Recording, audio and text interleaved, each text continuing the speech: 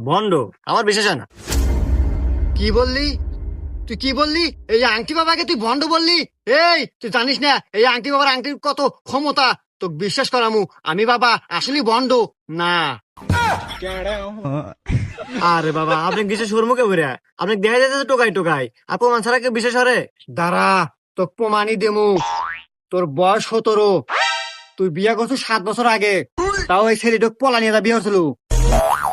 ইয়াল্লা পলা নেতা বিয়ে হচ্ছে আপনি কি করে জানলেন? এই তো লাইনে আসু।